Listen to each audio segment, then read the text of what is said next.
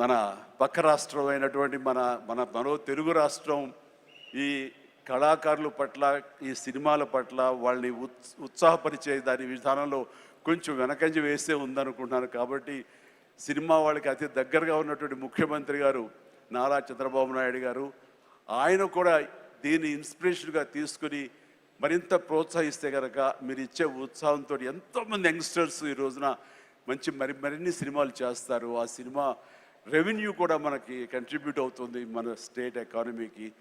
అది కూడా ఒక ఆలోచన పెట్టవలసిందిగా వినమ్రంగా ఈ వేదిక ఇచ్చే వారికి విన్నవించుకుంటున్నాను. అలాగే మన ఈ కార్యక్రమం, ఈ అవార్డులను చూస్తుంటే కనుక ఇది సీనియర్స్కి గౌరవాన్ని ఇచ్చే విధంగాను, అలాగే యంగ్స్టర్స్ని ఉత్సాహపరిచే విధంగాను చాలా చక్కగా ఈ అవార్డులు ఎంపిక జరిగింది.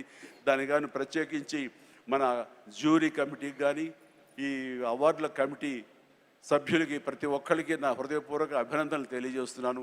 సినిమా పరిశ్రమలో పెద్దలు కూడా కొంతమంది ముందుకు రావాలి. వాళ్ళు వచ్చి ఇక్కడ స్టూడియోలు నిర్మించడం కానీ, లేకపోతే డబ్బింగ్ థియేటర్లు, రికార్డింగ్ థియేటర్లు లాంటివి నిర్మిస్తే మీకు సినిమా పరిశ్రమ ఇక్కడికి రావడానికి అవకాశం ఉంటుంది.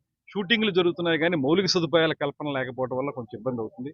ఆ సందర్భంగానే ఇక్కడ మీకు గంటా శ్రీనివాసరావు గారు లాంటి సినిమా అంటే ఒక ప్యాషన్ ఉన్నటువంటి ప్రజాప్రతినిధులు కూడా ఇక్కడ ఉన్నారు. వారందరం కలిసి మేము త్వరలోనే ముఖ్యమంత్రి గారు, ఉప ముఖ్యమంత్రి గారితో కూడా మాట్లాడాం. వారు ఒక సమావేశాన్ని ఏర్పాటు చేసి ఇక్కడ ఎలా అభివృద్ధి చేయాలనేటువంటి దాన్ని కూడా పూర్తిగా చేస్తున్నాం. అదేవిధంగా నంది అవార్డుల విషయంలో కూడా మనకి ఏ రకమైనటువంటి ఇబ్బంది లేదు. నంది అవార్డులను తప్పనిసరిగా నిర్వహిస్తాం.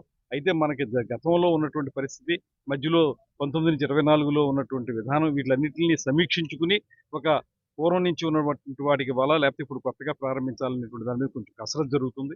జరిగిన వెంటనే నంది అవార్డులు కూడా ఇస్తాం. నంది నాటకోత్సవాలు కూడా కండక్ట్ చేస్తాం. ఖచ్చితంగా మీరే గమనిస్తే మీరు 2019-24 మధ్యలో ఉన్న పరిస్థితికి ఇప్పుడు చూస్తే కళాకారులు, రచయితలు, కవులు లాంటి వాళ్ళు చాలా సంతోషంగా ఉన్నారు. వాళ్ళకు గుర్తింపు ఉంది.